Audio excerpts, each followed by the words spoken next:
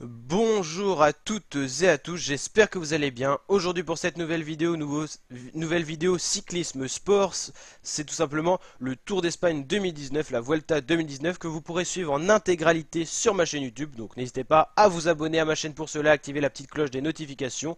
Aujourd'hui dans cette vidéo, on va analyser le parcours de cette édition de la Vuelta.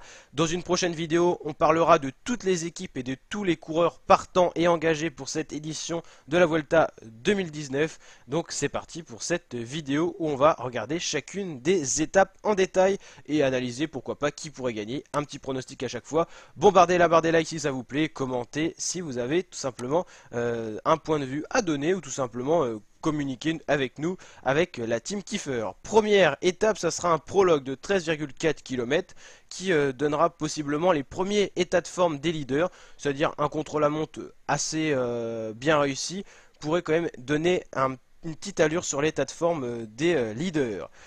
Alors, pour ce genre de profil, on peut favoriser un Primoz Roglic, un Tom Dumoulin. Tom Dumoulin ne sera pas sur la Vuelta, donc on va l'éliminer déjà. Il s'est pas remis de sa blessure au genou du Giro. Donc Primoz Roglic paraît pour moi un des favoris de cette Vuelta, enfin pour cette première étape de la Vuelta.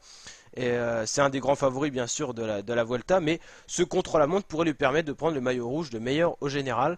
Je vois pas forcément d'autres coureurs, peut-être Juan Denis, mais je sais pas s'il fait la Vuelta. C'est pour ça que ça sera intéressant d'analyser tous les coureurs partants. L'étape 2, déjà une étape accidentée, pas forcément pour les sprinteurs, quoique ça y ressemble quand même. Pourquoi pas une échappée? La Vuelta, on sait que c'est toujours un peu animé. Je vois bien un sprint, possiblement un petit comité, si une équipe se met à rouler dans l'alto de Puig-Lorenza. Pourquoi pas?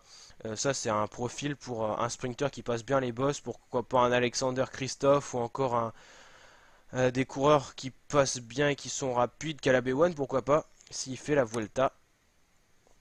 Troisième étape, c'est une étape plate de 188 km. Le profil, le voici, c'est vraiment pour les sprinteurs. Là, il n'y en a aucun doute. Un sprinter rapide comme un Viviani ou encore, je vois bien pourquoi pas un Groenewegen sur cette étape. Quatrième étape, toujours du plat pour les sprinteurs. Il faut que tous les coureurs soient possiblement contents pour prendre le départ d'une grande boucle, que ce soit Giro, Tour de France ou Vuelta. Donc il faut des étapes pour tout le monde. Là, c'est une étape vraiment pour le sprint, cette étape. Culera El Puig. La cinquième étape, l'Eliana Observatorio Astrovisico de Chavalambre, 170 km. Alors, le profil, on va le voir tout de suite.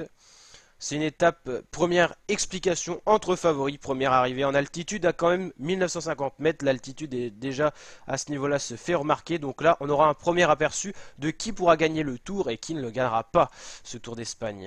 Un Simon Yates, pourquoi pas, pourrait s'imposer lors de cette étape. Ou encore un Fabio Aru, ou pourquoi pas un Carapaz.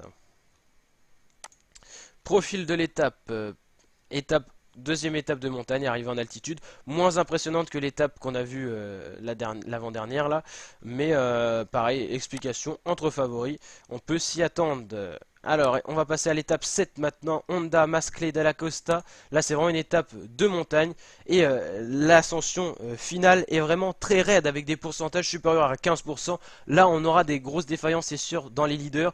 Ceux qui ne supporteront pas l'enchaînement de ces difficultés pourront perdre tout simplement le classement général de cette Vuelta et on pourrait donc voir dans les courses après cette étape des leaders prendre part dans des échappées soit pour reprendre du temps soit pour aller chercher une victoire d'étape.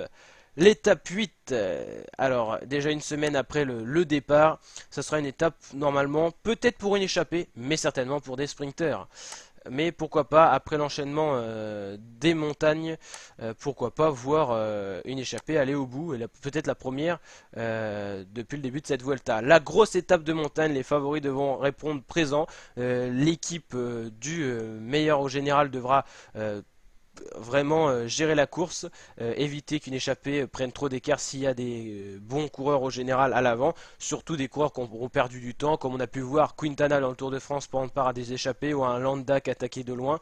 À voir dans cette étape ce qui peut se passer, mais en tout cas le profil de l'étape amène vraiment vers le spectacle. L'étape 10, ça sera donc un contre-la-montre individuel Jurançon-Pau. Le profil, le voici, 36 km. Là, il peut y avoir des dégâts, surtout pour des leaders qui ne seraient pas très bons au contre-la-montre. On peut penser à un Romain Bardet qui ne sera pas au départ de cette Vuelta, mais des coureurs comme lui peuvent perdre du temps sur ce genre de profil d'étape. Donc attention, là il y a des leaders qui pourront perdre du temps. Fabio Aru pourrait perdre du temps, lui est partant pour la Vuelta. Attention vraiment, là c'est une étape qui peut faire perdre énormément de temps et changer un peu la hiérarchie au général. Si jamais un coureur leader au général a perdu du temps en montagne mais qu'il est bon contre la montre, il peut repasser devant. Il y a quand même 36 km. Un Quintana sera beaucoup plus désavantagé qu'un Primož Roglic sur ce genre de contrôle à montre. Profil de l'étape, là ça sera certainement pour une échappée. Oui, là ça sera vraiment pour une échappée je pense, et certainement aussi pour des coureurs qui joueront le maillot de meilleur grimpeur. La 12e étape. La 12e étape, ça sera une étape pour une échappée, je le pense aussi, ou pourquoi pas un leader qui essayerait d'attaquer et de faire la descente à bloc en retrouvant des équipiers qui seraient dans l'échappée du jour. C'est possible, et l'arrivée donc à Bilbao après un enchaînement de 4 difficultés de 3e catégorie, celle-là qui n'est pas répertoriée, mais il y en a une juste avant de 3e catégorie. L'étape 13, étape de montagne, on part de Bilbao, l'étape, enfin la ville d'arrivée du jour passé, et pour arriver à Los Machucos, la grosse ascension finale avec des pourcentages très raides, et puis surtout une étape qui va fatiguer les organismes, ça va faire que de monter et de descendre. Plus de 7 difficultés au programme, certaines ne sont pas répertoriées et ça va faire très mal, mais l'altitude n'est pas très élevée, donc là il y aura peut-être pas autant d'écart que ça, parce qu'on sait que l'altitude ça joue au niveau de l'oxygène disponible et ça peut créer de grosses défaillances. Mais attention, si une équipe décide de rouler toute la journée, ça peut faire très mal. 14e étape, c'est pas du tout le même profil. Là, pourquoi pas un sprint. Je vois bien un sprint hein, pour l'arrivée à Oviedo. Pour cette étape 14. Étape 15, étape de montagne. Tineo Santuaria del Acebo. Profil de l'étape, le voici. Là, c'est 4 gros cols, c'est de la haute montagne avec une arrivée à 1200 mètres sur un col très difficile, le Puerto del Acebo, 1200 mètres d'altitude, mais là on verra déjà encore beaucoup d'écarts se créer et je vois bien des favoris avoir une grosse défaillance ce jour-là, surtout si des équipes ont décidé de rouler dans les autres ascensions du jour. Un coureur, un leader isolé à l'avant peut perdre beaucoup de temps sur une chute ou un ennui mécanique. Étape 15 qui sera certainement une des grosses étapes de cette Vuelta, une grosse étape à suivre. Le profil de l'étape 16, pareil, grosse étape, grosse ascension finale pour monter à l'Alto de la Cubilla, 1690 mètres. C'est surtout qu'on a le Puerto de San Lorenzo et l'Alto de la Corbertoria avant. Donc là, l'enchaînement va faire très mal. En 3e semaine de course, on sait qu'on peut avoir de grosses défaillances. Et pourquoi pas un changement de hiérarchie au général et des mouvements dans le top 10. C'est pas à exclure. Après, étape de repos. On attaque l'étape 17, étape de plat. Cette fois, ça sera pour les sprinteurs, enfin ceux qui auront réussi à passer les étapes jusque-là et pas finir hors délai. Et donc là, vraiment une étape dédiée aux sprinteurs. Étape de transition, on va dire. L'étape 18, c'est une étape de montagne. C'est là que va peut-être se jouer également le général. Parce que tout simplement, on a pas mal de difficultés, mais une arrivée en descente qui pourra favoriser un coureur qui a perdu du temps en montée, récupérer du temps en descente. Ça peut être un Vincenzo Nibali ou un très bon descendeur comme un Fabio Aru qui peut ici récupérer des places dans le top 10, voire mieux aller chercher le maillot rouge.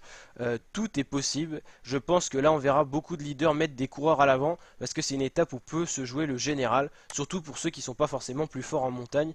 On peut passer à un Primož Roglic qui descend très bien aussi, faire un gros coup. Là, cette étape-là, Avila-Toledo, c'est pour les sprinteurs, et ça, c'est quasiment sûr.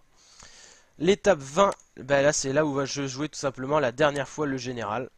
Le voici, le profil, une étape assez bizarre, petite montée, des montées un peu plus longues, le Puerto Pena Negra. Je pense pas qu'il y aura de très gros écarts dans cette étape, donc quand même ça va se jouer peut-être dans l'ascension finale, mais ça se jouera à coup de secondes et pas forcément à coup de minutes. N'hésitez pas à me dire ce que vous en pensez en commentaire. Et l'étape 21 pour clôturer cette édition de la Vuelta, une étape pour les sprinteurs, il n'y a pas de doute, et on aura une belle arrivée à Madrid. Je pense que là on aura eu du spectacle quand on sera arrivé à la 21e étape de cette Vuelta. Allez, ciao et à très bientôt pour de nouvelles vidéos.